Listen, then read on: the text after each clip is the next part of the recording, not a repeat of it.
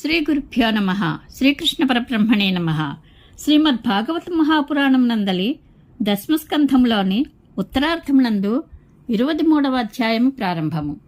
ఈ అధ్యాయంలో ధర్మరాజు రాజసూయ యాగమునకు ఏర్పాట్లు గావించుట, దిగ్విజయ యాత్ర, జరాసంధ వధ మొదలగు విశేష విషయములను తెలుసుకుందాము.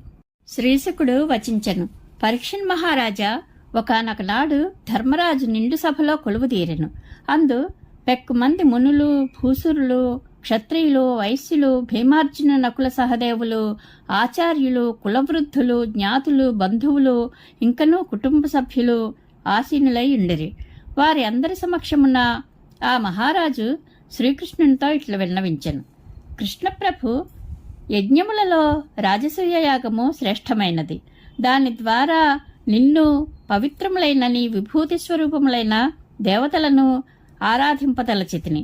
ఈ నా సంకల్పము నెరవేరినట్లు అనుగ్రహింపుము.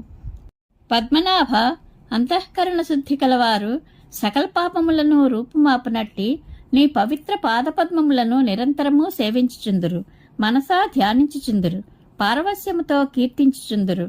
అట్టి వారు జనన మరణ చక్రము నుండి విముక్తులై మోక్షమును పొందుదురు.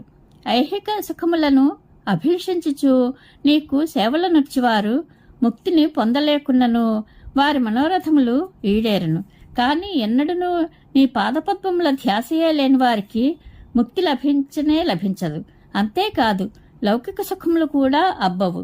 దేవదేవ, ఈ సమయమున నీ చరణకమలముల సేవాప్రభావము ఈ లోకమునకు తెలిసివచ్చుగాక.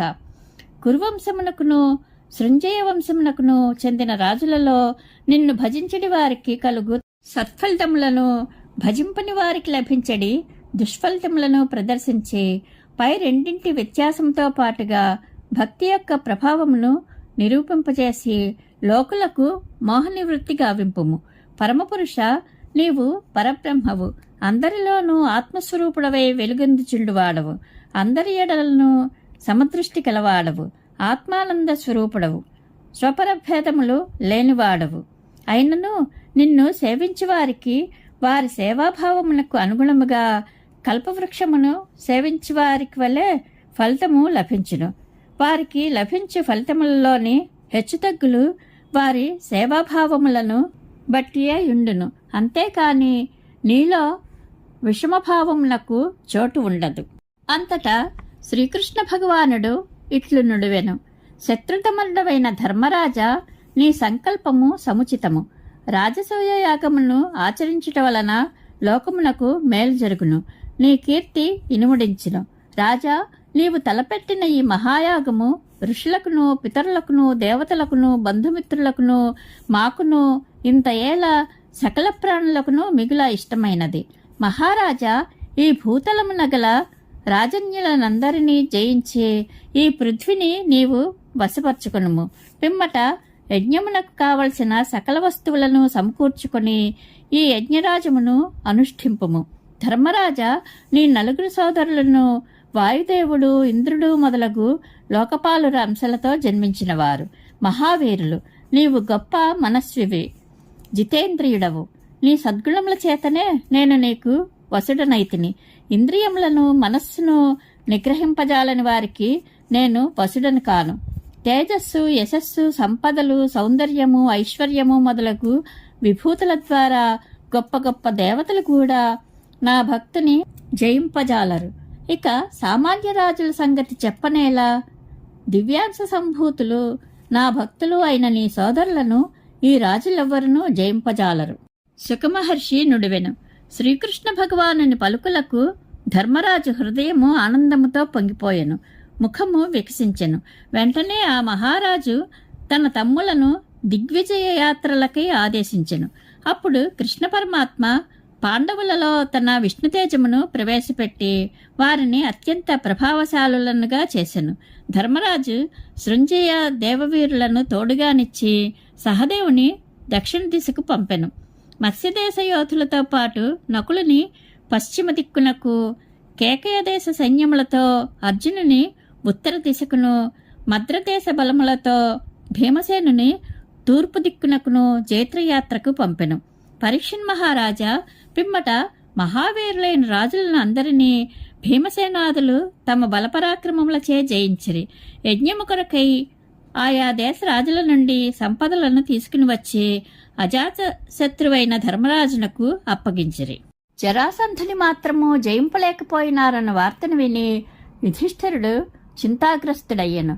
అప్పుడు శ్రీకృష్ణుడు పూర్వము ఉద్ధవుడు తనకు తెలిపిన ఉపాయమును ధర్మరాజునకు వివరించెను. నాయనా పరీక్షిత్తు, అనంతరము శ్రీకృష్ణుడు భీమార్జునులు ముగ్గురును బ్రాహ్మణ వేషధారులై జరాసంధుని రాజధాని అయిన గిరివ్రజపురమునకు చేరిరి. జరాసంధుడు బ్రాహ్మణుల యందు భక్తి తత్పరుడు.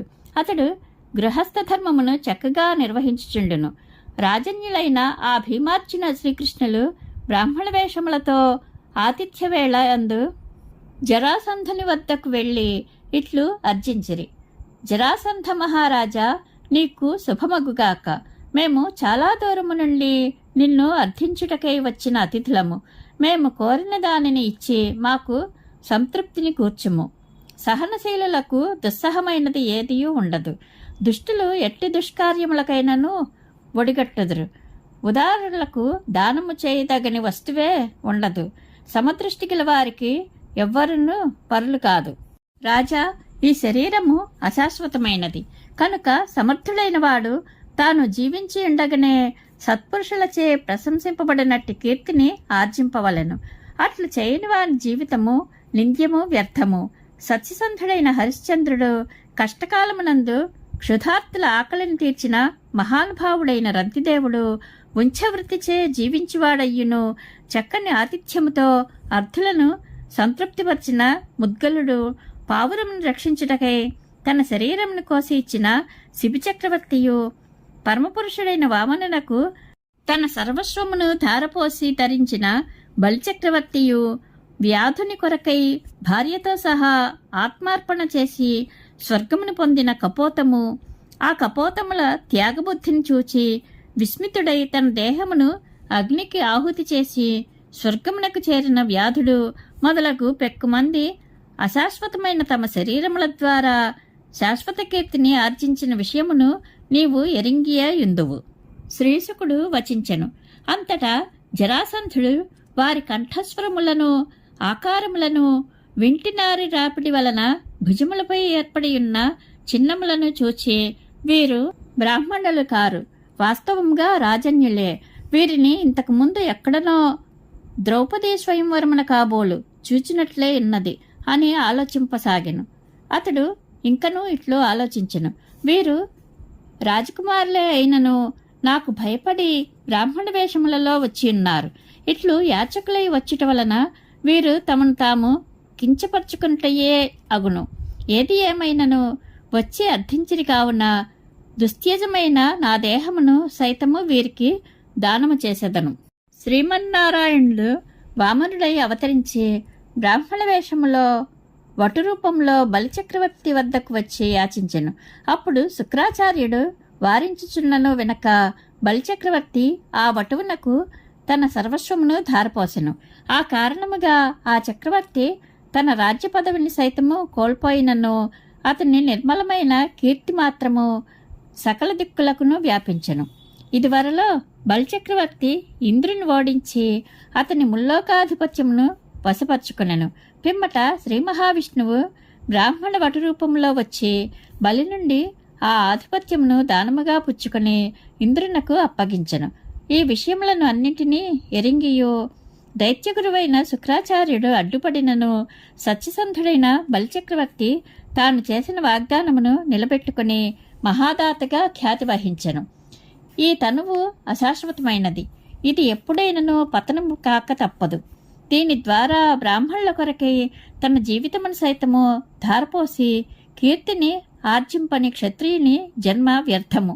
మిక్కిలి ఉదారబుద్ధి గల జరాసంధుడు ఇట్లా ఆలోచించుకుని పిమ్మట భీమార్జున కృష్ణులతో, బ్రాహ్మణులారా, మీ అభిలాషను తెలుపుడు.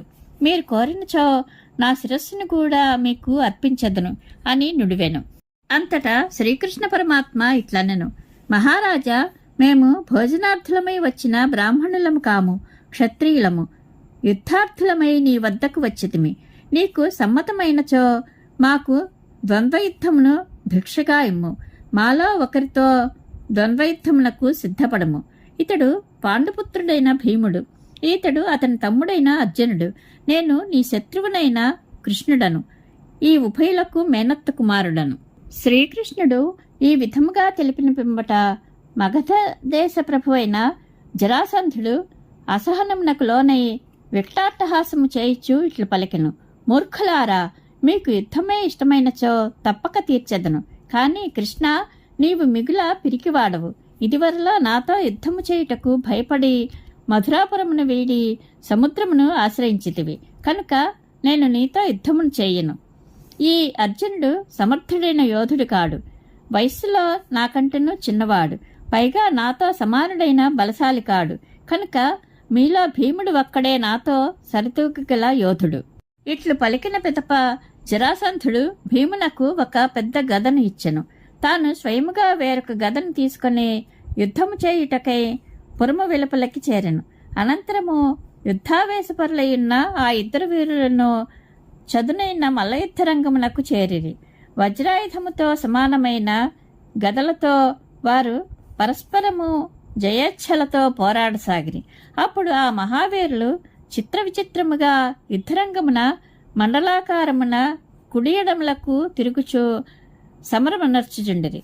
ఆ సమయమున వారు రంగస్థలమున యుద్ధమును అభినయించి నటుల వలె శోభిల్లుచుండిరి. పరీక్షన్ మహారాజా వారి గదలు ఒకదానితోనొకటి కొట్టుకుంటుండగా 2 ఏనుగులు దంతములతో పోట్లాడుకుంటున్నట్లు భాసిల్లెను. వారి గదాఘర్షణ ధ్వనులు ఛటఛట నాదములతో పిడుగుపాట్ల వల్లే భయంకరముగా తోచుచుండెను. భీమజరాసంధులు ఇరువురును వీరావేశముతో గదలను తిప్పుచూ బాహుబలము కొలది పరస్పరము భుజములపై, నడుముల మీద, కాళ్లపైన, చేతుల మీద, తొడల మీద, భుజసంధుల మీద కొట్టుకొంచు పోరాడుచుండిరి. 2 మదపటేనుగులు కోపంతో రెచ్చిపోయి జిల్లేడు కొమ్మలను తీసుకొని పోట్లాడుకొనినప్పుడు గజముల యొక్క శరీరముల తాకిడికి ఆ కొమ్మలు నుగ్గునుగ్గైనట్లు ఆ ఇరువురు యోధుల అవయవముల కాఠిన్యమునకు ఆ గదలు పిండిపిండైపోయెను. గదలు ధ్వంసమైపోవటతో ఆ ఇద్దరు వీరులను క్రుద్ధులై బుసలు కొట్టుచు ఇనుము వలె కఠినముగానున్న ముష్టిఘాతములతో కొట్టుకొనసాగిరి. అప్పుడు ఏనుగుల వలె ఒప్పుచున్న ఆ మహాయోధుల యొక్క పిడిగ్రుత్తుల శబ్దములు పిడుగులు పడినప్పుడు కలుగు ధ్వనుల వలె భయంకరముగా నుండెను. పరీక్షన్ మహారాజా ఈ విధముగా ద్వంద్వయుద్ధమును కొనసాగించుచున్న భీమజరాసంధులిద్దరును గదాయుద్ధ కౌశలమునందును బలపరాక్రమములయందును సమస్కంధులై యుండిరి. అందువలన వారి శక్తి సామర్థ్యములు ఏమాత్రము క్షీణింపకుండెను. ఆ కారణముగా వారిలో ఏ ఒక్కరును జయించుట గాని ఓటమి పాలవుట గాని జరుగుకుండెను. మహారాజా ఆ వీరులు ఇద్దరును రాత్రులయందు మిత్రుల వలె మసలుకొంచు పగటి వేళల్లో పరస్పరము పోరాడుచుండిరి. ఈ విధముగా వారి ద్వంద్వయుద్ధము 27 దినములు కొనసాగెను.